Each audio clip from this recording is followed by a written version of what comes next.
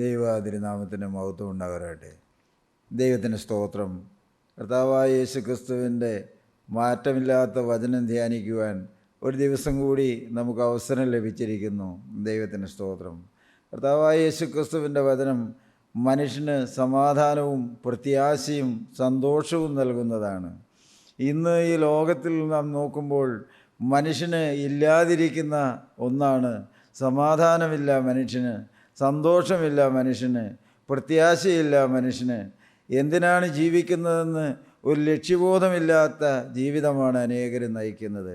ഈ ലോകത്തിൽ മാത്രം ലക്ഷ്യം വെച്ച് ഈ ലോകത്തിലെ ഉന്നമനങ്ങളിൽ മാത്രം ലാക്കാക്കി ജീവിക്കുന്ന ഒരു വലിയൊരു സമൂഹത്തിൻ്റെ നടുവിലാണ് നാം ജീവിക്കുന്നത്. കർത്താവായ യേശു ക്രിസ്തു നമ്മെ ഓർപ്പിക്കുന്നുണ്ട്. യോഹന്നാൻ്റെ സുവിശേഷം 14-ാം അധ്യായത്തിൻ്റെ 27-ാമത്തെ വാക്യത്തിൽ യേശുക്രിസ്തു പറഞ്ഞു, സമാധാനം എവിടെ നിന്ന് ലഭിക്കുമെന്ന്, ആരാണ് നിങ്ങൾക്ക് സമാധാനം തരുന്നതെന്ന് വായിച്ചു കേൾക്കാം നമുക്ക്. സമാധാനം ഞാൻ നിങ്ങൾക്ക് തന്നേച്ചു പോകുന്നു, എൻ്റെ സമാധാനം ഞാൻ നിങ്ങൾക്ക് തരുന്നു. കർത്താവ് പറയുകയാണ്, ഞാൻ ഈ ഭൂമിയിൽ നിന്ന് പോകുവാൻ കാലമായി, ശുശ്രൂഷ തികച്ച് കടന്നുപോയാണ്, എന്നാൽ ഒന്ന് ഞാൻ നിങ്ങൾക്ക് തന്നേച്ചു പോവുകയാണ്, സമാധാനം ഞാൻ നിങ്ങൾക്ക് തന്നേച്ചു പോകുന്നു. എൻ്റെ സമാധാനം ഞാൻ നിങ്ങൾക്ക് തരുന്നു, എൻ്റെ സമാധാനം ഞാൻ നിങ്ങൾക്ക് തരുന്നു.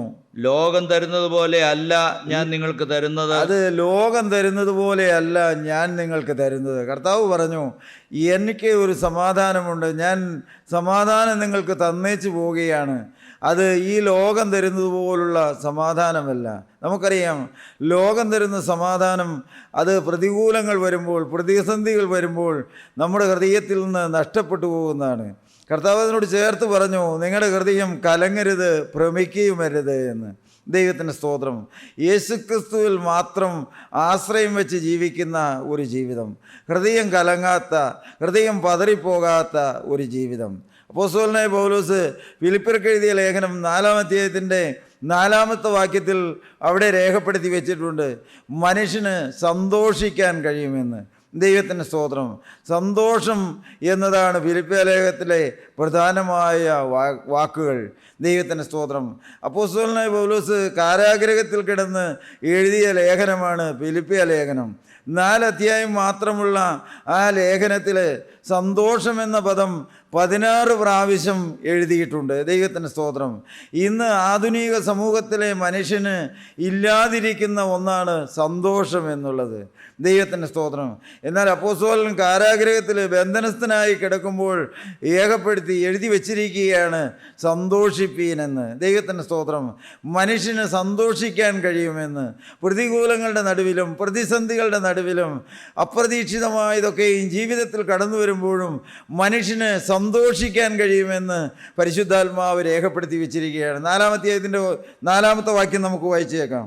കർത്താവിൽ എപ്പോഴും സന്തോഷിപ്പീൻ, സന്തോഷിപ്പീൻ എന്ന് ഞാൻ പിന്നെയും നിങ്ങളോട് പറയുന്നു. എവിടെയാണ് സന്തോഷിക്കണമെന്ന്? കർത്താവിൽ എപ്പോഴും സന്തോഷിപ്പീൻ, സന്തോഷിപ്പീൻ എന്ന് ഞാൻ പിന്നെയും പറയുന്നു. ദൈവത്തിൻ്റെ സ്തോത്രം. 3-ാം അധ്യായത്തിൻ്റെ 1-ാമത്തെ വാക്യത്തിലും അത് തന്നെയാണ് രേഖപ്പെടുത്തിയിരിക്കുന്നത്. ഒടുവിൽ എൻ്റെ സഹോദരന്മാരെ കർത്താവിൽ സന്തോഷിപ്പീൻ. ഒടുവിൽ എൻ്റെ സഹോദരന്മാരെ കർത്താവിൽ സന്തോഷിപ്പീൻ. ദൈവത്തിൻ്റെ സ്തോത്രം. സന്തോഷം മനുഷ്യന് ലഭിക്കുന്നത് എവിടെ നിന്നാണ്? കർത്താവിൽ നിന്നാണ്. ദൈവത്തിൻ്റെ സ്തോത്രം. നമുക്കറിയാം, ഈ ലോകത്തിലെ പലതും ലഭിക്കുമ്പോൾ നമ്മുടെ ഹൃദയത്തിലൊരു സന്തോഷമുണ്ടാകും, നമ്മുടെ മുഖത്തൊരു സന്തോഷമുണ്ടാകും, നമ്മുടെ ഭവനത്തിലൊരു സന്തോഷമുണ്ടാകും. ഈ ലോകത്തിലെ പലതും നമുക്കുണ്ടാകുമ്പോൾ, പ്രിയപ്പെട്ടവരെ, പണം ലഭിക്കുമ്പോൾ, രോഗം മാറുമ്പോൾ, മക്കളുടെ ഭാവി നന്നാകുമ്പോൾ, ലോകത്തിൽ ഉയർച്ച കിട്ടുമ്പോൾ, നാം പ്രതീക്ഷിക്കുന്നതൊക്കെയും ജീവിതത്തിൽ കയ്യെത്തി പിടിക്കാൻ കഴിയുമ്പോൾ നമ്മുടെ ജീവിതത്തിൽ ഒരു സന്തോഷമുണ്ടാകും. അത് ലോകം തരുന്ന സന്തോഷമാണ്. അത് ഈ ലോകത്തിൽ നിന്ന് മനുഷ്യന് ലഭിക്കുന്ന സന്തോഷമാണ്. എന്നാൽ ദൈവത്തിൻ്റെ വചനം നമ്മെ ഓർപ്പിക്കുമ്പോൾ ലോകം തരാത്ത സന്തോഷമുണ്ട്. കർത്താവ് പറഞ്ഞതാണ്, ഈ ലോകം തരുന്നത് പോലുള്ള സമാധാനമല്ല ഞാൻ നിങ്ങൾക്ക് തരുന്നതെന്ന്. അത് നിത്യമായ സമാധാനമാണ്. അത് ഈ ലോകത്തിന് തരുവാനോ ഈ ലോകത്തിന് എടുത്തു കളയുവാനോ കഴിയാത്ത നിത്യമായ സമാധാനമാണ്. ഇവിടെ അത് തന്നെയാണ് പരിശുദ്ധാത്മാവ് രേഖപ്പെടുത്തി വെച്ചിരിക്കുന്നത്. കർത്താവിലുള്ള സന്തോഷം മനുഷ്യന് ഏതൊരവസ്ഥയിലും സന്തോഷിക്കാൻ കഴിയുമെന്ന് ദൈവത്തിൻ്റെ വചനം നമ്മെ ഓർപ്പിക്കുകയാണ്. ദൈവത്തിന് സ്തോത്രം. അപ്പോസ്തലനായ പൗലോസ് കാരാഗൃഹത്തിൽ കിടക്കുമ്പോൾ ഫിലിപ്പിയ ലേഖനം എഴുതുകയാണ്, ഫിലിപ്പിയിലുള്ള ദൈവമക്കളുടെ ജീവിതത്തിൽ അല്പസ്വല്പം ഇഷ്ടക്കുറവുകളും അല്പസ്വല്പം അകൽച്ചകളും ഒക്കെയും ഉണ്ടെന്നും മാത്രമല്ല അവർ ദൈവവേലയ്ക്ക് വേണ്ടി കൈയഴിഞ്ഞ് തന്നെ സഹായിച്ച ആ നന്ദിയിൽ നിന്നും എഴുതിയ ലേഖനമാണ്. ദൈവത്തിൻ്റെ സ്തോത്രം. പ്രിയപ്പെട്ട ദൈവവേലയ്ക്ക് അപ്പോസ്തലന് കൈത്താങ്ങലായി നിന്നുവെന്ന് അവിടെ രേഖപ്പെടുത്തിയിട്ടുണ്ട്. ദൈവത്തിൻ്റെ സ്തോത്രം. പ്രിയപ്പെട്ടവരെ, കർത്താവിൻ്റെ വേലയ്ക്ക് വേണ്ടി ഫിലിപ്പിയിലെ ദൈവമക്കൾ കൈമറന്ന് സഹായിച്ചുവെന്ന്. ദൈവത്തിൻ്റെ സ്തോത്രം. ദൈവത്തിൻ്റെ വേലയ്ക്ക് വേണ്ടി സഹായം ചെയ്ത ഒരവസ്ഥ ഉണ്ട് എന്ന്. ദൈവത്തിൻ്റെ സ്തോത്രം. അപ്പോസ്തലൻ ഓർപ്പിക്കുന്നുണ്ട്, ദൈവവേലയ്ക്ക് വേണ്ടി വരവ് ചെലവ് കാര്യങ്ങളിൽ നിങ്ങൾ എനിക്ക് സഹായം ചെയ്തു.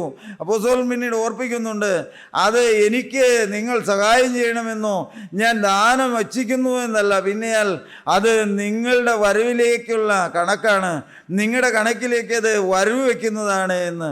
ദൈവവേലയ്ക്ക് വേണ്ടി കൊടുത്തത്, ദൈവവേലയെ സഹായിച്ചത്, പ്രിയപ്പെട്ട ദൈവവേലയുടെ വരവ് ചെലവ് കാര്യങ്ങളിൽ സഹായിച്ചത് അപ്പോസ്തലൻ പറയുകയാണ്, അത് നിങ്ങളുടെ കണക്കിലേക്ക്, നിങ്ങളുടെ വരവുകോളത്തിലേക്ക് അത് കണക്കാക്കപ്പെടുന്നതാണ് എന്ന്. ദൈവത്തിൻ്റെ സ്തോത്രം. അപ്പോസ്തലൻ കാരാഗൃഹത്തിൽ ബന്ധനത്തിൽ കിടക്കുമ്പോഴും പറയുകയാണ്, സന്തോഷിപ്പീനെന്ന്, കർത്താവിൽ എപ്പോഴും സന്തോഷിപ്പീനെന്ന്. ദൈവത്തിൻ്റെ സ്തോത്രം. പ്രിയപ്പെട്ടവർ, നമ്മുടെ ജീവിതത്തിലേക്ക് നോക്കിയാൽ നമുക്കിന്ന് സന്തോഷമുണ്ടോ? നമുക്ക് സന്തോഷിക്കാൻ കഴിയുന്നുണ്ടോ? ഏതെങ്കിലും കാര്യങ്ങളിൽ നമുക്ക് സന്തോഷിക്കാൻ കഴിയുന്നുണ്ടോ? നമ്മുടെ കുടുംബജീവിതത്തിൽ, നമ്മുടെ വ്യക്തിപരമായ ജീവിതത്തിൽ, നമ്മുടെ ഔദ്യോഗിക ജീവിതത്തിൽ, നമ്മുടെ കൂട്ടായ്മ ജീവിതത്തിൽ, നമ്മുടെ ആധ്യാത്മിക രംഗത്തുള്ള നമ്മുടെ ജീവിതത്തിൽ നമുക്ക് യഥാർത്ഥമായ സന്തോഷം അനുഭവിക്കാൻ കഴിയുന്നുണ്ടോ? നമ്മുടെ ഹൃദയത്തിലൊരു സന്തോഷമുണ്ടോ? ഈ ലോകത്തിന് എടുത്തു കളയാൻ കഴിയാത്ത, പ്രതികൂലങ്ങൾക്ക് എടുത്തു കളയാൻ കഴിയാത്ത, കഷ്ടതകൾക്ക് എടുത്തു കളയാൻ കഴിയാത്ത, പ്രതീക്ഷകൾക്ക് അപ്പുറമായ ജീവിതത്തിൽ വരുമ്പോൾ അതിനൊന്നും നമ്മെ എടുത്തു കളയാൻ കഴിയാത്ത നിത്യമായ ഒരു സന്തോഷം നമ്മുടെ ഹൃദയത്തിലുണ്ടോ? നമ്മുടെ ജീവിതത്തിൽ ഒരു സന്തോഷം അനുഭവിക്കാൻ കഴിയുന്നുണ്ടോ? പ്രിയപ്പെട്ട ദൈവമക്കളെ, നാം ചിന്തിച്ച് നോക്കണം. ഈ ഭൂമിയിൽ ജീവിക്കുമ്പോൾ മനുഷ്യന് സന്തോഷിക്കാൻ കഴിയുമെന്ന്. പ്രതികൂലങ്ങളുടെ നടുവിലും പ്രതിസന്ധികളുടെ നടുവിലും എല്ലാം നമുക്ക് സന്തോഷിക്കാൻ കഴിയണമെന്ന്. പ്രിയപ്പെട്ട ഏതെല്ലാം കാര്യങ്ങളിലാണ് നമുക്ക് സന്തോഷിക്കാൻ കഴിയേണ്ടത്? ലൂക്കോസിന്റെ സുവിശേഷം 10-ാം അധ്യായത്തിൻ്റെ 20-ാമത്തെ വാക്യം നമുക്ക് വായിച്ചേക്കാം. അവിടെ കർത്താവ് പറയുകയാണ്, ഏത് കാര്യത്തിലാണ് നിങ്ങൾ സന്തോഷിക്കേണ്ടതെന്ന്. ദൈവത്തിന് സ്തോത്രം. 70 പേരെ കർത്താവ് തിരഞ്ഞെടുത്ത് വേലക്കയച്ച് അവർ മടങ്ങി വന്ന് ആ വേലയുടെ റിസൾട്ട് എല്ലാം കർത്താവിനോട് പറയുമ്പോഴാണ് കർത്താവ് അത് പറയുന്നത്. വായിക്കാം. എങ്കിലും ഭൂതങ്ങൾ നിങ്ങൾക്ക് കീഴടങ്ങുന്നതിലല്ല, നിങ്ങളുടെ പേർ സ്വർഗത്തിൽ എഴുതിയിരിക്കുന്നതിൽ എത്രേ സന്തോഷിപ്പീൻ. ദൈവത്തിന്റെ സ്തോത്രം. പ്രിയപ്പെട്ടവരെ, ശിഷ്യന്മാര് വേലയ്ക്ക് പോയി ഇവർ മടങ്ങി വന്ന് അവരുടെ ജീവിതത്തിൽ കണ്ട, അല്ലെങ്കിൽ ദൈവം പ്രവർത്തിച്ച അത്ഭുതങ്ങളും അടയാളങ്ങളും എല്ലാം കണ്ടു എന്ന് കർത്താവിനോട് പറയുകയാണ്. ഭൂതങ്ങൾ ഞങ്ങൾക്ക് കീഴടങ്ങി. കർത്താവ് പറയുന്നുണ്ട്, സാത്താൻ മിന്നൽ പോലെ ആകാശത്ത് നിന്ന് വീഴുന്നത് ഞാൻ കണ്ടു. അവൻ അവരോട്, സാത്താൻ മിന്നൽ പോലെ ആകാശത്തു നിന്ന് വീഴുന്നത് ഞാൻ കണ്ടു. സാത്താൻ മിന്നൽ പോലെ ആകാശത്ത് നിന്ന് വീഴുന്നത് ഞാൻ കണ്ടു. പാമ്പുകളെയും തേളുകളെയും ശത്രുവിന്റെ സകല ബലത്തെയും ചവിട്ടുവാൻ ഞാൻ നിങ്ങൾക്ക് അധികാരം തരുന്നു. കർത്താവ് പറയുകയാണ്, ഭൂതങ്ങളുടെ മേലെ ഞാൻ നിങ്ങൾക്ക് അധികാരം തന്നാണ് നിങ്ങളെ വിട്ടിരിക്കുന്നത്. പാമ്പുകളെയും തേളുകളെയും ശത്രുവിൻ്റെ സകല ബലത്തെയും ചവിട്ടുവാൻ ഞാൻ നിങ്ങൾക്ക് അധികാരം തന്നിരിക്കുന്നു. ഒന്നും നിങ്ങൾക്ക് ഒരിക്കലും ദോഷം വരുത്തുകയില്ല. ഈ വക ഒന്നും ഒരിക്കലും നിങ്ങൾക്കൊരു ദോഷം വരുത്തുകയില്ല. എങ്കിലും ഭൂതങ്ങൾ നിങ്ങൾക്ക് കീഴടങ്ങുന്നതിലല്ല, നിങ്ങളുടെ പേർ സ്വർഗത്തിൽ എഴുതിയിരിക്കുന്നതിൽ അത്രേ സന്തോഷിപ്പീൻ. കർത്താവ് അവരെ ഓർപ്പിക്കുകയാണ്, നിങ്ങളുടെ വേലയ്ക്ക് നിങ്ങൾ പുറപ്പെട്ടപ്പോൾ, എൻ്റെ നാമത്തിൽ നിങ്ങൾ വേല ചെയ്തപ്പോൾ ഭൂതങ്ങൾ നിങ്ങൾക്ക് കീഴടങ്ങുന്നതിലല്ല, ഭൂതങ്ങൾ നിങ്ങൾക്ക് കീഴടങ്ങിയതിലല്ല, അത്ഭുതങ്ങളും അടയാളങ്ങളും നടന്നതിലല്ല, പിന്നെയോ നിങ്ങൾ സന്തോഷിക്കേണ്ടത് നിങ്ങളുടെ പേര് സ്വർഗത്തിൽ എഴുതിയിരിക്കുന്നത് കൊണ്ടാണ്. ദൈവത്തിൻ്റെ സ്തോത്രം. ഇവിടെ ജീവിക്കുന്ന ഒരു ഭക്തന് സന്തോഷിക്കാനുള്ള ഒന്നാമത്തെ കാരണം എൻ്റെ പേര് സ്വർഗത്തിൽ എഴുതിയിരിക്കുന്നു എന്നുള്ളത് എന്നുള്ളതാണ്. പ്രിയപ്പെട്ടവരെ, ഭൂതങ്ങൾ കീഴടങ്ങിയതോ, വേല എത്ര ഫലപ്രദമായി എന്നോ, പാപികൾ മാനസാന്തരപ്പെട്ടു എന്നോ, പ്രിയപ്പെട്ടവരെ സുവിശേഷ വേലയിൽ മുന്നേറാൻ കഴിഞ്ഞു എന്നോ ഒന്നുള്ളതല്ല. കർത്താവ് ഓർപ്പിക്കുകയാണ്, നിങ്ങളുടെ പേര് സ്വർഗത്തിൽ എഴുതിയിരിക്കുന്നതിലത്രേ സന്തോഷിപ്പീനെന്ന്. ദൈവത്തിന് സ്തോത്രം. ഈ തിരുവചനം കേൾക്കുന്ന എൻ്റെ പ്രിയപ്പെട്ടവരെ, നമ്മുടെ ജീവിതത്തിലേക്കൊന്ന് കണ്ണോടിച്ച് നോക്കണം. എനിക്കും നിങ്ങൾക്കും ആ ഒരു ഉറപ്പ് കിട്ടിയിട്ടുണ്ടോ? എന്ത്? എൻ്റെ പേര് സ്വർഗത്തിൽ എഴുതിയിട്ടുണ്ട് എന്ന്, എൻ്റെ പേര് ജീവൻ്റെ പുസ്തകത്തിൽ എഴുതിയിട്ടുണ്ട് എന്ന്. വിശുദ്ധന്മാരുടെ പേർ വിളിക്കുന്ന ആ ദിവസത്തിൽ ഈ നിസ്സാരനായി എൻ്റെ പേരും അന്ന് വിളിക്കുമെന്നുള്ള ഉറപ്പ് നമുക്കുണ്ടോ? എൻ്റെ ദൈവത്തിൻ്റെ സ്തോത്രം. ഈ അല്പകാല ജീവിതം കൊണ്ട് നാം നേടേണ്ടതാണ്, എൻ്റെ പേര് ജീവൻ്റെ പുസ്തകത്തിൽ എഴുതിയിട്ടുണ്ട് എന്നുള്ള ആ ഒരു ഉറപ്പ് നമുക്ക് വേണം. ഭൂതങ്ങൾ നിങ്ങൾക്ക് കീഴടങ്ങുന്നതിലല്ല, നിങ്ങളുടെ പേര് സ്വർഗത്തിൽ എഴുതിയിരിക്കുന്നതിലത്രേ സന്തോഷിപ്പീൻ. ദൈവത്തിൻ്റെ സ്തോത്രം. ഒന്നാമത് നാം സന്തോഷിക്കേണ്ടത് നമ്മുടെ പേര് സ്വർഗത്തിൽ എഴുതിയിരിക്കുന്നത് കൊണ്ടാണ്. വായിക്കാൻ മത്തായിയുടെ സുവിശേഷം 2-ാം അധ്യായത്തിൻ്റെ 10-ാമത്തെ വാക്യം നമുക്ക് വായിച്ചേക്കാം. ദൈവത്തിൻ്റെ സ്തോത്രം. മനുഷ്യൻ സന്തോഷിക്കേണ്ടത് എന്തിലാണ്? നമ്മുടെ പേര് ജീവൻ്റെ പുസ്തകത്തിൽ എഴുതിയിരിക്കുന്നതിലത്രേ സന്തോഷിക്കേണ്ടത്. വായിക്കാം. നക്ഷത്രം കണ്ടതുകൊണ്ട് അവർ അത്യന്തം സന്തോഷിച്ചു. ദൈവത്തിൻ്റെ സ്തോത്രം. നമുക്കറിയാം, കർത്താവായ യേശു ക്രിസ്തുവിൻ്റെ ആ ജനന ദിവസത്തിൽ വിദ്വാൻമാർ യേശു ജനിച്ചു എന്ന് കണ്ട് യേശുവിനെ ആരാധിക്കുവാൻ അവർ പുറപ്പെട്ടപ്പോൾ അവർക്കൊരു അടയാളം കിട്ടി. അവർ ഒരു നക്ഷത്രം കണ്ടു. യേശു ഇരിക്കുന്ന സ്ഥലം വരെയും അവരെ നയിച്ച ഒരു നക്ഷത്രം. പ്രിയപ്പെട്ടവരെ, നാം വായിച്ചു കേട്ടു, നക്ഷത്രം കണ്ടതുകൊണ്ട് അവർ അത്യന്തം സന്തോഷിച്ചു എന്ന്. എന്നാൽ നമുക്കറിയാം, ആ നക്ഷത്രം കണ്ടവർ യാത്ര പുറപ്പെട്ടുവെങ്കിലും അവരുടെ ജീവിതത്തിൽ പ്രതികൂലങ്ങൾ വന്നു. അല്ലെങ്കിൽ അവർ ലക്ഷ്യസ്ഥാനത്ത് എത്തുന്നതിന് മുമ്പ് അവർ കൊട്ടാരത്തിൽ കയറുവാൻ ഇടയായി എന്ന്. ദൈവത്തിൻ്റെ സ്തോത്രം. പ്രിയപ്പെട്ടവരെ, ഏതെങ്കിലും ഒരു അടയാളം കണ്ടതുകൊണ്ട് സന്തോഷിക്കാനില്ല. പിന്നെയോ നിങ്ങളുടെ പേര് ജീവൻ്റെ പുസ്തകത്തിൽ സ്വർഗത്തിൽ എഴുതിയിരിക്കുന്നതിലത്രേ സന്തോഷിപ്പീനെന്ന്. ദൈവത്തിൻ്റെ സ്തോത്രം. ലൂക്കോസിൻ്റെ സുവിശേഷം 6-ാം അധ്യായത്തിൻ്റെ 22-ാമത്തെ വാക്യം മുതൽ നമുക്ക് വായിച്ചേക്കാം. ദൈവത്തിൻ്റെ സ്തോത്രം. പ്രിയപ്പെട്ടവരെ, നമുക്കറിയാം, മാനസാന്തരപ്പെട്ട യേശുക്രിസ്തുവിന് വേണ്ടി ജീവിതം സമർപ്പിച്ച യഥാർത്ഥമായ ഒരു ദൈവവേദന ഈ ഭൂമിയിൽ പല പ്രതികൂലങ്ങളും പ്രതിസന്ധികളും പരിഹാസങ്ങളും നിന്ദനങ്ങളും ഒറ്റപ്പെടുത്തലുകളും അവഗണനകളും എല്ലാം ഏൽക്കേണ്ടി വരുന്ന ഒരു ലോകത്താണ് നാം ജീവിക്കുന്നത്. ദൈവത്തിൻ്റെ സ്തോത്രം. പ്രിയപ്പെട്ടവരെ, ലോകം നമ്മെ ഒരിക്കലും അംഗീകരിക്കുകയില്ല. ദൈവത്തിൻ്റെ സ്തോത്രം. ഈ ലോക മനുഷ്യർ പലപ്പോഴും നമ്മെ ദ്വേഷിച്ചു എന്ന് വരാം. വായിക്കാം നമുക്ക്. മനുഷ്യപുത്രൻ നിമിത്തം മനുഷ്യർ നിങ്ങളെ ദ്വേഷിച്ച് ഭ്രഷ്ടരാക്കി. മനുഷ്യപുത്രൻ നിമിത്തം മനുഷ്യർ നിങ്ങളെ ദ്വേഷിച്ച് ഭ്രഷ്ടരാക്കി നിന്ദിച്ച് നിങ്ങളുടെ പേർ വിടക്കെന്ന് തള്ളുമ്പോൾ നിങ്ങൾ ഭാഗ്യവാന്മാർ. ദൈവത്തിന്റെ സ്തോത്രം. ലോകം നമ്മെ നിന്ദിച്ചു ഭ്രഷ്ടരാക്കി വിടക്കെന്ന് തള്ളുന്ന ഒരവസരമാണ്, ഒരനുഭവമാണ് ഒരു ഭക്തന്റെ ജീവിതം. ലോകത്തിനത് അംഗീകരിക്കാൻ കഴിയുകയില്ല. ഈ ഭക്തിയുടെ മാർഗം, സത്യത്തിൻ്റെ മാർഗം, യേശുക്രിസ്തുവിലൂടെയുള്ള രക്ഷ, അത് ഈ ലോകം അംഗീകരിക്കുന്നതല്ല, സാധാരണക്കാർ അംഗീകരിക്കുന്നതല്ല. പ്രിയപ്പെട്ടവരെ, പലതിലൂടെയും രക്ഷയുണ്ട് എന്നും പല മാർഗത്തിലൂടെയും മനുഷ്യൻ ആത്മരക്ഷ പ്രാപിക്കാമെന്നും പഠിപ്പിക്കുന്ന ഒരു തലമുറയിലാണ് നാം ജീവിക്കുന്നത്. യഥാർത്ഥമായ രക്ഷകനായ ക്രിസ്തുവിനെ മാത്രം ഉയർത്തി കാണിക്കുന്ന ഒരു സമൂഹത്തിലല്ല നാം ജീവിക്കുന്നത്. എന്നാൽ ദൈവത്തിന് സ്തോത്രം, യേശുവാണ് രക്ഷകനെന്നും യേശുക്രിസ്തുവിലൂടെ രക്ഷയെയും ഊന്നി പഠിപ്പിക്കുകയും യേശുക്രിസ്തുവിലൂടെയുള്ള രക്ഷ അനുഭവിക്കുകയും ഈ ലോകത്താലുള്ള കളങ്കം പറ്റാതെ ജീവിക്കണമെന്നുള്ള നിഷ്ഠയോടും സമർപ്പണത്തോടും ജീവിക്കുകയും ചെയ്യുമ്പോൾ ഈ ലോകം നമ്മെ പകയ്ക്കും. പ്രിയപ്പെട്ടവരെ, യേശുക്രിസ്തുവിൻ്റെ നാമനിമിത്തം ലോകം നമ്മെ, മനുഷ്യപുത്രൻ നിമിത്തം മനുഷ്യർ നമ്മെ ദ്വേഷിച്ച് ഭ്രഷ്ടരാക്കി വിടക്കെന്ന് തള്ളിക്കളയുന്ന ഒരനുഭവമുണ്ട് എന്ന് വായിക്കാം. ആ നാളിൽ സന്തോഷിച്ചു തുള്ളുവിൻ. അന്ന് നിങ്ങൾക്ക് സന്തോഷിക്കാം. എന്ത്? ക്രിസ്തു നിമിത്തം നാം പോഷരായി തീരുമ്പോൾ, ക്രിസ്തു നിമിത്തം നമ്മെ വിടക്കെന്ന് ലോകം എണ്ണുമ്പോൾ, ക്രിസ്തു നിമിത്തം നമ്മെ നിന്ദിക്കുമ്പോൾ, പ്രിയപ്പെട്ടവരെ, നിങ്ങൾ സന്തോഷിച്ച് തുള്ളുവീൻ. ദൈവത്തിൻ്റെ സ്തോത്രം. ദൈവമക്കളെ, ലോകം നമ്മെ പരിഹസിക്കുമ്പോൾ, ലോകം നമ്മെ ഭ്രഷ്ടരാക്കുമ്പോൾ, നാം ചേർന്ന് നിൽക്കുന്ന ആത്മീയ രംഗങ്ങളിൽ നിന്ന് ഒരുപക്ഷെ നമ്മെ പുറത്താക്കുമ്പോൾ, സഭകളിൽ നിന്ന് നമ്മെ പുറത്താക്കുമ്പോൾ, പ്രിയപ്പെട്ടവരെ, എല്ലാവരും നമ്മെ വിടക്കെന്നും ഭ്രഷ്ടരാക്കി തള്ളുമ്പോൾ നിങ്ങൾ സന്തോഷിച്ച് തുള്ളുവീൻ. വായിച്ചോ. നിങ്ങളുടെ പ്രതിഫലം സ്വർഗത്തിൽ വലിയത്. പ്രിയപ്പെട്ടവരെ, ലോകം നമ്മെ പകയ്ക്കുകയും ലോകം നമ്മെ പരിഹസിക്കുകയും നിന്ദിക്കുകയും വിടക്കെന്നെണ്ണി തള്ളുകയും ചെയ്യുമ്പോൾ കർത്താവിൻ്റെ വചനം നമ്മെ ഓർപ്പിക്കുകയാണ്, നമുക്കൊരു പ്രതിഫലമുണ്ട് എന്ന്. സ്വർഗത്തിൽ വലിയൊരു പ്രതിഫലം നമുക്കുണ്ട് എന്ന്. ഇവിടെ നമുക്ക് നിന്ദനകളും പരിഹാസങ്ങളും ഒറ്റപ്പെടുത്തലുകളും പ്രിയപ്പെട്ടവരെ പെട്ടരാക്കുന്ന അനുഭവങ്ങളും എല്ലാം ഉണ്ടെങ്കിലും നമുക്കൊരു പ്രതിഫലം നമ്മെ നോക്കിയിരിക്കുന്നുണ്ട് എന്ന്. ദൈവത്തിൻ്റെ സ്തോത്രം. നമുക്ക് വായിക്കാം ഹബക്കൂക്ക് പ്രവാചകന്റെ പുസ്തകം 3-ാം അധ്യായത്തിൻ്റെ 17-ാമത്തെ വാക്യം. ഒരു ഭക്തന്റെ ജീവിതത്തിൽ ചിലപ്പോൾ ലോകത്തിലുള്ളതെല്ലാം പ്രതികൂലമായി വന്നു എന്ന് വരാം, ലക്ഷ്യങ്ങളെല്ലാം പ്രതികൂലമായി പോയി എന്ന് വരാം, പ്രിയപ്പെട്ടവരെ നമ്മുടെ പ്രതീക്ഷകളെല്ലാം അസ്ഥാനത്തായി പോയി എന്ന് വരാം. അങ്ങനെ ഒരു അനുഭവമാണ് ഹബക്കൂക്ക് പ്രവാചകന്റെ പുസ്തകത്തിൽ രേഖപ്പെടുത്തി വെച്ചിരിക്കുന്നത്. വായിക്കാം. അത്തിവൃക്ഷം തളിർക്കയില്ല, അത്തിവൃക്ഷം തളിർക്കയില്ല, മുന്തിരിവള്ളിയിൽ അനുഭവം ഉണ്ടാകുകയില്ല, മുന്തിരിവള്ളിയിൽ അനുഭവം ഉണ്ടാകുകയില്ല, ഒരു മരത്തിന്റെ പ്രയത്നം നിഷ്ഫലമായി പോകും, ഒരു മരത്തിന്റെ പ്രയത്നം നിഷ്ഫലമായി പോകും, നിലങ്ങൾ ആഹാരം വിളയ്ക്കുകയില്ല, നിലങ്ങൾ ആഹാരം വിളയിക്കുകയില്ല, ആട്ടിൻകൂട്ടം തൊഴുത്തിൽ നിന്ന് നശിച്ചു പോകും, ആട്ടിൻകൂട്ടം തൊഴുത്തിൽ നിന്ന് നശിച്ചു പോകും, ഗോശാലകളിൽ കന്നുകാലി ഉണ്ടായിരിക്കുകയില്ല, ഗോശാലകളിൽ കന്നുകാലി ഉണ്ടായിരിക്കില്ല. പ്രിയപ്പെട്ടവരെ, ഒരു കർഷകന്റെ അല്ലെങ്കിൽ കൃഷിക്കാരന്റെ ഈ ലോകത്തിലെ ഉപജീവനത്തിനുള്ള മാർഗങ്ങൾ ഒന്നും ഫലപ്രദമായില്ല എന്ന് മാത്രമല്ല, ഒന്നിൽ നിന്നും ഒരു ആശയ്ക്ക് വകയില്ലാത്ത അനുഭവങ്ങൾ.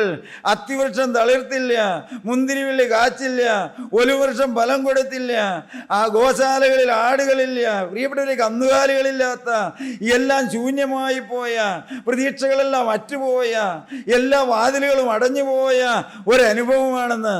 എന്നാൽ പ്രിയപ്പെട്ടവരെ, പ്രവാചകൻ അവിടെ രേഖപ്പെടുത്തി വെച്ചിരിക്കുകയാണ്, എല്ലാം എനിക്ക് പ്രതികൂലമാണെങ്കിലും എൻ്റെ അധ്വാനമെല്ലാം നിഷ്ഫലമായി പോയി എങ്കിലും. വായിക്കാം. എങ്കിലും ഞാൻ യഹോവയിൽ ആനന്ദിക്കും, എന്റെ രക്ഷയുടെ ദൈവത്തിൽ ഘോഷിച്ചുല്ലസിക്കും. ഇതെല്ലാം എനിക്ക് പ്രതികൂലമാണെങ്കിലും ഞാൻ എൻ്റെ രക്ഷയുടെ ദൈവത്തിൽ ഘോഷിച്ചുല്ലസിക്കും. ദൈവത്തിൻ്റെ സ്തോത്രം.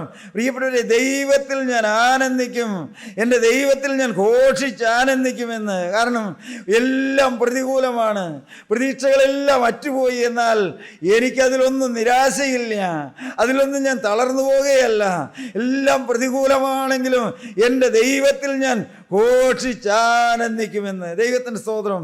പ്രിയപ്പെട്ടവരെ, ക്രിസ്തീയ ജീവിതത്തിൽ ചിലപ്പോൾ പ്രതികൂലങ്ങൾ വരാം, ചിലപ്പോൾ പ്രതിസന്ധികൾ വരാം, ചിലപ്പോൾ മാരകമായ രോഗങ്ങൾ വരാം, ചിലപ്പോൾ വലിയ കടഭാരങ്ങൾ വന്നു എന്ന് വരാം, ചിലപ്പോൾ നമ്മെ പലരും തെറ്റിദ്ധരിച്ചു എന്ന് വരാം, നാം ചേർന്ന് വെക്കുന്ന രംഗങ്ങളിൽ നിന്ന് വലിയ അവഗണനകൾ നേരിടേണ്ടി വന്നു എന്ന് വരാം, പരിഹാസങ്ങളും നിന്ദനങ്ങളും ഏൽക്കേണ്ടി വന്നു എന്ന് വരാം. ദൈവമക്കളെ, എന്നാൽ യഥാർത്ഥമായ ക്രിസ്തു വസിക്കുന്ന ഒരു ദൈവ ഇതിലാണെങ്കിൽ ഇതിലൊന്നും വാടിപ്പോകാതെ തളർന്നു പോകാതെ, പ്രിയപ്പെട്ടവരെ, നമ്മെ കാക്കുന്ന, നമ്മെ പരിപാലിക്കുന്ന, നമുക്ക് സ്വസ്ഥത തരുന്ന, നമുക്ക് സമാധാനം തരുന്ന, നമുക്ക് സന്തോഷം തരുന്ന, നമുക്ക് പ്രത്യാശ തരുന്ന, നിരാശ വരാതെ നമ്മെ കാത്തു പരിപാലിക്കുന്ന യേശുക്രിസ്തുവിൻ്റെ സന്തോഷം. പ്രിയപ്പെട്ടവരെ, ക്രിസ്തു നമ്മുടെ ഹൃദയത്തിൽ വസിക്കുന്നു എന്നുള്ളതാണ് യഥാർത്ഥമായ സന്തോഷം. എല്ലാം അനുകൂലമാണെന്ന് ഈ തിരുവചനം എങ്ങും രേഖപ്പെടുത്തി വെച്ചിട്ടില്ല. ഒരു ഭക്തന് പ്രതികൂലമുള്ള ലോകത്താണ് നാം ജീവിക്കുന്നത്. എന്നാൽ ദൈവമക്കളെ, ക്രിസ്തു നമുക്ക് അനുകൂലമാണെങ്കിൽ നമുക്ക് ഭയപ്പെടാനില്ല. ദൈവത്തിന് സ്തോത്രം. അപ്പോസ്തലനായ പൗലോസ് പറയും, എന്നെ ശക്തനാക്കുന്നവൻ മുഖാന്തരം ഞാൻ സകലത്തിനും മതിയായനാകുന്നു എന്ന്. സ്വന്തമായി എനിക്ക് ശക്തിയില്ല, ഞാൻ പല കാര്യത്തിനും പോരാത്തവനാണ്. എന്നാൽ അപ്പോസ്തലൻ പറയുകയാണ്, ക്രിസ്തു നിമിത്തം എന്നെ ശക്തനാക്കുന്ന ഒരുവനുണ്ട്. എനിക്ക് ബലഹീനതകളുണ്ട്, എനിക്ക് നിസാരതകളുണ്ട്, പോരായ്മകളുണ്ടെന്നാൽ എന്നെ ശക്തനാക്കുന്ന ഒരുവനുണ്ട്. എന്നെ ശക്തനാക്കുന്നവൻ മുഖാന്തരം ഞാൻ സകലത്തിനും മതിയാകുന്നവനാകുന്നു. ദൈവത്തിൻ്റെ സ്തോത്രം. ദൈവമക്കളെ, ശക്തനാക്കുന്ന ക്രിസ്തു, നമ്മെ ബലപ്പെടുത്തുന്ന ക്രിസ്തു, നമുക്ക് സമാധാനം തരുന്ന ക്രിസ്തു, നമുക്ക് സന്തോഷം തരുന്ന ക്രിസ്തു, നമുക്ക് പ്രത്യാശ തരുന്ന ക്രിസ്തു. ദൈവത്തിൻ്റെ സ്തോത്രം. ഈ ലോകത്തിലെ കാര്യങ്ങളിൽ അത് മാത്രമല്ല, പിന്നെയോ നീതിനപ്പുറമായി വരുവാനുള്ള ലോകത്തിൽ, പ്രിയപ്പെട്ടവരെ, യേശുക്രിസ്തുവിൻ്റെ രാജ്യത്തിൽ നാം വിശ്വാസ പ്രമാണം ചെല്ലുന്നത് പോലെ, കർത്താവേ, നിന്റെ രണ്ടാമത്തെ എഴുന്നള്ളത്തിനായി ഞങ്ങൾ നോക്കി പാർത്തിരിക്കുന്നു എന്ന്. ദൈവത്തിന് സ്തോത്രം. ദൈവമക്കളെ, നമ്മുടെ ജീവിതത്തിൽ ഒരു നോക്കിപ്പാർക്കലുണ്ടോ? യേശുക്രിസ്തു രണ്ടാമത് വരുമെന്നുള്ളതാണ് ഒരു ഭക്തന്റെ പ്രത്യാശ. അതിനുവേണ്ടിയാണ് അവൻ കാത്തിരിക്കുന്നത്. ദൈവമക്കളെ, ഒന്നുകിൽ യേശുക്രിസ്തു വരും, അല്ലെങ്കിൽ ഞാൻ ഈ ഭൂമിയിൽ നിന്ന് മാറ്റപ്പെട്ട് കടന്നു പോകും. ഇതിൽ ഏത് സംഭവിച്ചാലും എൻ്റെ നിത്യത യേശുക്രിസ്തുവിനോട് കൂടെ ആയിരിക്കണം. പ്രിയപ്പെട്ടവരെ, അതിനുള്ള ഒരു ഒരുക്കകാലമാണ് നമ്മുടെ ഐഹിക ജീവിതകാലം. അതിനുള്ള ഒരുക്കകാലമാണ് നമ്മുടെ കൂട്ടായ്മയിലെ ജീവിതകാലം. അതിനുവേണ്ടിയാണ് പരിശുദ്ധാത്മാവിൻ്റെ വചനം നാം കൂടെ കൂടെ കേൾക്കുന്നത്. അതിനുവേണ്ടിയാണ് കൂട്ടായ്മകളിൽ നാം കൂടെ കൂടെ വന്നുകൊണ്ടിരിക്കുന്നത്. പ്രിയപ്പെട്ടവരെ, അതിനുള്ള ഒരുക്കമാണ് നമ്മുടെ ജീവിതത്തിൽ നടക്കേണ്ടത്. ഇന്നലെക്കാളും ഇന്ന് ഞാൻ എൻ്റെ യേശുവിൻ്റെ രാജ്യത്തോട് അടുത്തു എന്ന് ഓരോ ദിവസം കഴിയുന്തോറും നമ്മുടെ ഹൃദയത്തിൽ ആ ബോധ്യം വേണം. ഒന്നുകിൽ യേശുക്രിസ്തുവിൻ്റെ വരവിനോട്, അല്ലെങ്കിൽ എൻ്റെ മരണത്തോട് ഞാൻ അടുത്തുകൊണ്ടിരിക്കുകയാണെന്ന്. ഓരോ ദിവസം കഴിയുന്തോറും ആയുസിൽ നിന്ന് ഓരോ ദിവസം ഒഴിഞ്ഞു പോയിക്കൊണ്ടിരിക്കുകയാണ്. ദൈവമക്കളെ, കുരിശോട് നാം അടുക്കണം, നിത്യതയോട് നാം അടുക്കണം, പ്രത്യാശയുടെ തീരത്തോട് നാം അടുക്കണം. യേശുക്രിസ്തു ഹൃദയത്തിൽ വസിക്കുന്ന ആ സന്തോഷവും സമാധാനവും കൊണ്ട് നമ്മുടെ ഹൃദയം നിറയുന്ന അനുഭവത്തിലേക്ക് നാം വളരണം. ദൈവത്തിൻ്റെ സ്തോത്രം. ദൈവമക്കളെ, നിങ്ങൾ ചിന്തിച്ചേ, യേശു എൻ്റെ ഹൃദയത്തിലുണ്ടോ? എൻ്റെ ഹൃദയത്തിൽ സമാധാനമുണ്ടോ? എൻ്റെ ഹൃദയത്തിൽ സന്തോഷമുണ്ടോ? എൻ്റെ ദൈവത്തിന് സ്തോത്രം. എൻ്റെ കുടുംബത്തിലൊരു സ്വസ്ഥതയുണ്ടോ? എൻ്റെ കുടുംബത്തിലൊരു സന്തോഷം അനുഭവിക്കാൻ കഴിയുന്നുണ്ടോ? എൻ്റെ ദൈവത്തിന് സ്തോത്രം. ഒരു കാലത്തൊരു സന്തോഷമുണ്ടായിരുന്നു, ഒരു കാലത്തൊരു മാനസാന്തരത്തിൻ്റെ അനുഭവം ഉണ്ടായിരുന്നു, ഹൃദയത്തിൽ യേശു വസിച്ചൊരു അനുഭവം ഉണ്ടായിരുന്നു. ആത്മാവിൽ ആരാധിച്ച, ആത്മാവിൽ സ്തുതിച്ച, പാപം തൊടാത്ത, ലോകം തൊടാത്ത, ഹൃദയം തുള്ളിയൊരു കാലമില്ലായിരുന്നു സഹോദര, യൗവനക്കാര. നിന്റെ ഹൃദയത്തിലേക്ക് നസ്രായനായ യേശു കാലെടുത്തു വെച്ച ആ ദിവസം നിനക്ക് ഓർമ്മയുണ്ടോ? ലോകത്തിൽ നിന്ന് ഉയർന്നു നിന്ന ദിവസം, ലോകം വിട്ട് പറന്നു നിന്ന ദിവസം, ഏതോ ഒരു പുതിയ ലോകത്തെത്തിയ അനുഭവം. എന്നാൽ ദൈവമക്കളെ, കാലങ്ങൾ കടന്നുപോയപ്പോൾ, നാളുകൾ കടന്നുപോയപ്പോൾ, ഇന്ന് നമ്മുടെ ജീവിതത്തിലേക്ക് തിരിഞ്ഞു നോക്കിയാൽ നമ്മുടെ ഹൃദയം ക്ഷീണിച്ചു പോയോ? നമ്മുടെ പ്രത്യാശ മങ്ങിപ്പോയോ? നമ്മുടെ സ്തുതി കുറഞ്ഞു പോയോ? നമ്മുടെ സന്തോഷം കുറഞ്ഞു പോയോ? ദൈവത്തിന് സ്തോത്രം. ദൈവമക്കളെ, കർത്താവിൽ നകന്നകന്നു പോകുന്നതോറും നമ്മുടെ സന്തോഷം കുറഞ്ഞു പോകും. എന്നാൽ ലോകത്തിലേക്ക് പോകുന്നതോറും നമ്മുടെ സമാധാനം കുറഞ്ഞു പോകും. ദൈവത്തിന് സ്തോത്രം. അപ്പോസ്തലനായ പൗലോസ് നമ്മെ പഠിപ്പിച്ചതാണ് എപ്പോഴും സന്തോഷിക്കാൻ കഴിയണം. പ്രിയപ്പെട്ടവരെ, കഷ്ടങ്ങളുടെ നടുവിലും ബന്ധനത്തിലും അപ്പോസ്തലൻ പഠിപ്പിച്ചതാണ് സ്തുതിപ്പീൻ, കർത്താവിൽ സന്തോഷിപ്പീൻ. എൻ്റെ ദൈവത്തിൻ്റെ സ്തോത്രം. എപ്പോഴും സന്തോഷിപ്പീൻ. ദൈവമക്കളെ, ആ 4 ചെറിയ അധ്യായത്തിൽ 16 പ്രാവശ്യം സന്തോഷമെന്ന പദം രേഖപ്പെടുത്തി. മനുഷ്യന് ചിന്തിച്ചാൽ മനസ്സിലാകുന്നതല്ല, മനുഷ്യൻ്റെ ബുദ്ധിയിൽ ഒതുങ്ങുന്നതല്ല. ബന്ധനത്തിൽ മരണം കാത്തു കിടക്കുമ്പോൾ, പ്രിയപ്പെട്ടവർ, എപ്പോൾ വേണമെങ്കിലും തലവെട്ടാമെന്നുള്ള ആ സാഹചര്യത്തിൽ കഴിയുമ്പോഴും അപ്പോസ്തലൻ ഓർപ്പിക്കുകയാണ് ഫിലിപ്പിയിലെ ദൈവമക്കളെ, നിങ്ങൾ സന്തോഷിച്ചോ, കർത്താവിൽ എപ്പോഴും സന്തോഷിപ്പീനെന്ന്. എൻ്റെ ദൈവത്തിൻ്റെ സ്തോത്രം. പ്രിയപ്പെട്ടവരെ, യേശുക്രിസ്തുവിലുള്ള സന്തോഷം, യേശുക്രിസ്തു ഹൃദയത്തിൽ വസിക്കുന്നുണ്ടെങ്കിൽ ദൈവമക്കളെ, നമ്മുടെ ഹൃദയത്തിൽ എപ്പോഴും സ്വസ്ഥതയുണ്ടാകും. എപ്പോഴും നമ്മുടെ ഹൃദയത്തിലൊരു ശാന്തതയുണ്ടാകും. ഏതോ ഒരു അഭൗമമായ ഒരു ശാന്തി നമ്മുടെ ഹൃദയത്തിലുണ്ടാകും. നിങ്ങൾ ചിന്തിച്ചു നോക്കി, നിങ്ങളുടെ ഹൃദയം ശാന്തമാണോ? നിങ്ങളുടെ ജീവിതം സ്വസ്ഥതയുള്ളതാണോ? നിങ്ങളുടെ കുടുംബത്തിൽ ശാന്തതയുണ്ടോ? എൻ്റെ ദൈവത്തിൻ്റെ സ്തോത്രം. നമ്മുടെ സംസാരത്തിൽ, നമ്മുടെ പെരുമാറ്റത്തിൽ, പ്രിയപ്പെട്ടവരെ, നമ്മുടെ ദൈനംദിന ജീവിതത്തിൻ്റെ ഇടപാടുകളിലെല്ലാം ഒരു സ്വസ്ഥതയും സമാധാനവും ഒരു ശാന്തതയും നമ്മുടെ ജീവിതത്തിലുണ്ടോ? പ്രതികൂലങ്ങൾ വന്നു എന്ന് വരാം. പ്രിയപ്പെട്ടവരെ, അതിൻ്റെയൊക്കെ നടുവിലും യേശുക്രിസ്തു എൻ്റെ ഹൃദയത്തിലുണ്ടെന്നുള്ള ദൈവമക്കളെ, ഇന്ന് അനേകർ പരാജയപ്പെട്ടു പോവുകയാണ്. ഞാൻ നിങ്ങളോട് പറയട്ടെ, നമ്മുടെ പരാജയങ്ങളെയൊക്കെ ജയമാക്കി മാറ്റാൻ കർത്താവിന് കഴിയും. എൻ്റെയും നിങ്ങളുടെയും ഹൃദയത്തിൽ എപ്പോഴും ഒരു ബോധ്യമുണ്ടായിരിക്കണം, എന്ത്? ഈ ജീവിതം യേശുവിന് കൊടുത്തതാണെന്ന്. എൻ്റെ യേശു എന്നെ വിലയേറിയ രക്തം കൊണ്ട് വിലയ്ക്ക് വാങ്ങിയതാണെന്ന്. ഞാൻ യേശുക്രിസ്തുവിൻ്റെ വകയാണെന്ന്. ദൈവമക്കളെ, കൂട്ടായ്മയില്ലാത്ത ദേശത്ത്, കൂട്ടായ്മക്കാരില്ലാത്ത ദേശത്ത്, അന്യദേശത്ത്, ആരോരും കാണാനില്ലാത്തിടത്ത്, എവിടെ ചെന്നുമ്പോഴും, പ്രിയപ്പെട്ടവർ, ഏത് സാഹചര്യത്തിൽ നിൽക്കുമ്പോഴും എൻ്റെയും നിങ്ങളുടെയും ഹൃദയത്തിൽ ആ ബോധ്യമുണ്ടായിരിക്കണം, എന്ത്? ഞാനൊരു സാധാരണക്കാരനല്ല, ഞാൻ എൻ്റെ ചുറ്റും നിൽക്കുന്ന ഈ മനുഷ്യരെ പോലെ ഒന്നും ജീവിക്കേണ്ടവനല്ല. കാരണം ഇത് യേശു ക്രിസ്തുവിന് കൊടുത്ത ജീവിതമാണ്, യേശു വിലയ്ക്ക് വാങ്ങിയ ജീവിതമാണ്. നമ്മുടെ ഹൃദയത്തിൽ ആ നിഷ്ഠയുണ്ടോ? നമ്മുടെ ഹൃദയത്തിൽ ആ ബോധ്യമുണ്ടോ? ഈ ലോകം എന്നെ തുടരുത്, അശുദ്ധി എന്നെ തുടരുത്, ഈ ലോകത്തിൻ്റെ ഒന്നും എന്നെ ബന്ധിക്കരുത് എന്നുള്ള ആ ബോധ്യം നമ്മുടെ ഹൃദയത്തിലുണ്ടോ? എൻ്റെ ദൈവത്തിന് സ്തോത്രം. പ്രിയപ്പെട്ടവരെ, കർത്താവായ യേശു ക്രിസ്തു തരുന്ന ആ സന്തോഷവും സമാധാനവും അനുഭവിക്കാൻ നമുക്ക് എപ്പോഴും കഴിയുന്നുണ്ടോ? എൻ്റെ ദൈവത്തിന് സ്തോത്രം. ദൈവമക്കളെ, നമ്മുടെ ഹൃദയത്തിൽ ആ സ്നേഹത്തിൻ്റെ വ്യാപാരമുണ്ടോ? എൻ്റെ ദൈവത്തിന് സ്തോത്രം. നാം ചിന്തിച്ച് നോക്കണം.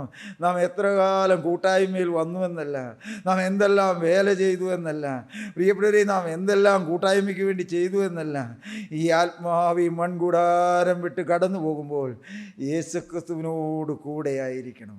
ദൈവമക്കളെ, ഇന്നലെ ഞാൻ വിശുദ്ധനായിരുന്നു, ഇന്നലെ ഞാൻ വേല ചെയ്തു, ഇന്നലെ ഞാൻ കർത്താവിന് വേണ്ടി ഓടി നടന്നു, അതൊന്നുമല്ല. ഇന്ന് ഈ ആത്മാവി മൺകൂടാരം വിട്ടു പോകുമ്പോൾ ഞാൻ യേശുവിനോട് കൂടെയാണോ എന്ന്. എൻ്റെ ദൈവത്തിൻ്റെ സ്തോത്രം. പ്രിയപ്പെട്ടവരെ, സന്തോഷം. പുതിയ നിയമത്തിൽ ലൂക്കോസിൻ്റെ സുവിശേഷം 15-ാം അധ്യായത്തിൽ പ്രിയപ്പെട്ടവരെ 3 സന്തോഷങ്ങളെക്കുറിച്ച് രേഖപ്പെടുത്തി വെച്ചിട്ടുണ്ട്. എൻ്റെ ദൈവത്തിൻ്റെ സ്തോത്രം. ഒന്നാമത് കർത്താവ് പറഞ്ഞു, ഒരാൾക്ക് 100 ആടുണ്ടായിരുന്നു, അതിലൊന്ന് കാണാതെ പോയി. പ്രിയപ്പെട്ടവരെ, ആ 99നെയും വിട്ടേച്ച് ആ നല്ല ഇടയൻ, ആടുകളെ സ്നേഹിക്കുന്ന ഇടയൻ, ആടുകൾക്ക് വേണ്ടി തൻ്റെ ജീവനെ കൊടുക്കുന്ന ആ നല്ല ഇടയൻ ആ കാണാതെ പോയ ഒന്നിനെ തേടി പുറപ്പെട്ടു. ഞാൻ വായിക്കുന്നുണ്ട് അവിടെ, ആ കാണാതെ പോയ ആടിനെ കണ്ടുകിട്ടി. മാത്രമല്ല പ്രിയപ്പെട്ടവരെ, ആ നല്ല ഇടയൻ ആ കാണാതെ പോയ ആടിനെ തോളിലേറ്റി ആ ആടുകളുടെ കൂട്ടത്തിലേക്ക് കൊണ്ടുവന്നു. എൻ്റെ ദൈവത്തിന് സ്തോത്രം. ആ ഇടയൻ്റെ കൂട്ടുകാരെയും ചാർച്ചക്കാരെയും എല്ലാം വിളിച്ചു, എൻ്റെ കാണാതെ പോയ ആടിനെ കണ്ടു കിട്ടിയതുകൊണ്ട് എന്നോടുകൂടെ സന്തോഷിപ്പീനെന്ന്. ആ 10 ദ്രഹ്മയുണ്ടായിരുന്ന സ്ത്രീയുടെ 1 ദ്രഹ്മ നഷ്ടപ്പെട്ടു. അടിച്ചുവാരി അധ്വാനിച്ച് ആ ദ്രഹ്മ കണ്ടു കിട്ടി. അവൾ അയൽക്കാരെയും സ്വന്തക്കാരെയും എല്ലാം വിളിച്ച് പറഞ്ഞു, എൻ്റെ കാണാതെ പോയ ദ്രഹ്മ കണ്ടു കിട്ടിയതുകൊണ്ട് എന്നോടുകൂടെ സന്തോഷിപ്പീനെന്ന്. പിന്നീട് കർത്താവ് പറഞ്ഞു, ഒരപ്പൻ്റെ 2 മക്കളിൽ ഇളയ മകൻ ദൂരദേശത്ത് അപ്പനെ വിട്ട് അന്യദേശത്ത് പോയി പാർത്ത കാര്യം. എൻ്റെ ദൈവത്തിൻ്റെ സ്തോത്രം. പ്രിയപ്പെട്ടവരെ, ആ ഇളയ മകൻ എത്ര കാലം അന്യദേശത്ത് പാർത്തു അറിഞ്ഞുകൂടാ. എൻ്റെ ദൈവത്തിൻ്റെ സ്തോത്രം. നാം ഒന്ന് ചിന്തിച്ച് നോക്കി. ആ ഇളയ മകൻ പോയ അന്ന് മുതൽ ആ ഭവനത്തിൽ ഒരു മ്ലാനത കാണുകയില്ലേ? സന്തോഷക്കുറവ് കാണുകയില്ലേ? പ്രിയപ്പെട്ടവരെ, ആ അപ്പൻ പ്രതീക്ഷയോടെ നാളുകൾ വർഷങ്ങളായി കാത്തിരിക്കുകയാണ്, എൻ്റെ മകൻ വരുമെന്നുള്ള, എൻ്റെ മകൻ മടങ്ങി വരുമെന്ന്. ദൈവമക്കളെ, ഞാൻ വേദനയോടെ ഞാൻ എൻ്റെ ഹൃദയത്തിൽ തൊട്ടു പറയട്ടെ, കൂട്ടായ്മയിൽ നകന്നുപോയ, വചനത്തിൽ നകന്നുപോയ, പിന്മാറ്റത്തിലിരിക്കുന്ന എൻ്റെ പ്രിയപ്പെട്ടവരെ, കർത്താവ് പ്രതീക്ഷയോടെ ഇരിക്കുകയാണ് കേട്ടോ. നീ മടങ്ങി വരുന്നത്, മകനെ, നീ മടങ്ങി വരുന്നത്, മകനെ, നീ മടങ്ങി വരുന്നത്. എൻ്റെ യേശുവിൽ നിന്ന് പ്രതീക്ഷയുണ്ട് സഹോദര, നീ മടങ്ങി വരുമെന്ന്. യേശു കാതും കണ്ണും ഊർപ്പിച്ച് നിൻ്റെ മടങ്ങിയൊരു നോക്കിയിരിക്കുകയാണ്. ദൈവമക്കളെ, അങ്ങനെ കാത്തിരുന്ന ആ അപ്പനൊരു പ്രഭാതത്തിൽ കാണുകയാണ് ദൂരെ നിന്ന് തൻ്റെ മകൻ വരുന്നത്. ദൈവത്തിന് സ്തോത്രം. പ്രാകൃത വേഷക്കാരനായി, കീറിനാറിയ വേഷക്കാരനായി, കണ്ടാലറിയാത്ത രൂപമായി അവൻ അകലേന്ന് വരുമ്പോൾ തന്നെ ആ അപ്പന് മനസ്സിലായി അതെൻ്റെ മകനാണെന്ന്. അതിൻ്റെ 24-ാമത്തെ വാക്യം നമുക്ക് വായിച്ചു കേൾക്കാം. ഈ എൻ്റെ മകൻ മരിച്ചവനായിരുന്നു. അപ്പം പറയുകയാണ്, ഈ എൻ്റെ മകൻ മരിച്ചവനായിരുന്നു. ദൈവമക്കളെ, ലോകപ്രകാരം പറഞ്ഞാൽ അപ്പൻ്റെ ഭവനം വിട്ട് അവൻ വളരെ നാളുകളായി വിദൂരതയിലായിരുന്നു. അവൻ പാപത്തിൽ ജീവിച്ചു. പ്രിയപ്പെട്ടവരെ, ആ മൂത്തവൻ പറയുന്നുണ്ട്, വേശ്യകളോടുകൂടെയാണ് ജീവിച്ചതെന്ന്. ദൈവമക്കളെ, അതിൻ്റെ പരിണിത ഫലമാണെന്ത്? അവന് മരണം സംഭവിച്ചു എന്ന്. അവൻ ആക്ഷരികമായി അപ്പൻ്റെ വീട്ടിലേക്ക് നടന്നു വന്നു. എന്നാൽ അപ്പം പറയുകയാണ്, ഈ എൻ്റെ മകൻ മരിച്ചവനായിരുന്നു, വീണ്ടും ജീവിച്ചു, കാണാതെ പോയിരുന്നു, കണ്ടുകിട്ടിയിരിക്കുന്നു എന്ന് പറഞ്ഞ് അങ്ങനെ അവർ ആനന്ദിച്ചു തുടങ്ങി. ദൈവമക്കളെ, എങ്ങനെ ആ കാണാതെ പോയ, പാപത്തിൽ അകപ്പെട്ടു പോയ, ആത്മാവിൽ മരിച്ചിരുന്ന ആ ഇളയ മകൻ അപ്പൻ്റെ ഭവനത്തിലേക്ക് സമർപ്പണ വാക്യങ്ങളോടെ, അനുതാപ വാക്യങ്ങളോടെ, ഒരു പ്രതീക്ഷയോടെ അപ്പൻ്റെ ഭവനത്തിലേക്ക് അവൻ മടങ്ങി വന്നപ്പോൾ അവന് ജീവൻ കിട്ടി. അവൻ ആത്മാവിൽ ആനന്ദമുള്ളവനായി തീർന്നു. ദൈവമക്കളെ, അപ്പോൾ അപ്പം പറയുകയാണ്, ഇന്ന് അങ്ങനെ അവർ ആനന്ദിച്ചു തുടങ്ങിയെന്ന്. നാളുകളായി ദുഃഖം തളം കെട്ടിയിരുന്ന, മ്ലാനത നിറഞ്ഞു നിന്ന ആ ഭവനത്തിൽ ആനന്ദം തുടങ്ങി. ദൈവമക്കളെ, നമ്മൾക്ക് ആ കുരിശിലേക്കൊന്ന് നോക്കാമോ? യേശുവേ, നാളുകളായി എൻ്റെ ഹൃദയത്തിൽ മ്ലാനതയുണ്ട്. എൻ്റെ ഭവനത്തിൽ പ്രിയപ്പെട്ട കർത്താവ് നോക്കുമ്പോൾ മൂടൽ മഞ്ഞുകളുണ്ട്. പ്രിയപ്പെട്ടവരെ, മ്ലാനത തളം കെട്ടി നിൽക്കുകയാണ്, ദുഃഖം തളം കെട്ടി നിൽക്കുകയാണ്, പരിഭവങ്ങൾ തളം കെട്ടി നിൽക്കുകയാണ്, ഇഷ്ടക്കുറവുകൾ തളം കെട്ടി നിൽക്കുകയാണ്. ആത്മാവ് മരിച്ചിരിക്കുന്ന അനുഭവങ്ങളിലാണ് അനേക കുടുംബങ്ങളിൽ, അനേക കൂട്ടായ്മക്കാര് ആത്മാവിൽ ജീവനില്ലാത്ത, ആത്മാവിൽ സന്തോഷമില്ലാത്ത അനുഭവത്തിൽ. എന്നാൽ ദൈവത്തിലെ നീ അപ്പൻ്റെ ഭവനത്തിലേക്ക് സമർപ്പണ വാക്യത്തോടെ, ഒരു പ്രതിഷ്ഠയോടെ ഇന്ന് മടങ്ങി വന്നാൽ നിനക്കവൻ ജീവൻ തരും, നിനക്കവൻ പ്രത്യാശ തരും, നിനക്കവൻ സന്തോഷം തരും. മകനെ, നിന്റെ നാവില് അറ്റുപോയ സ്തുതി അവൻ തരും.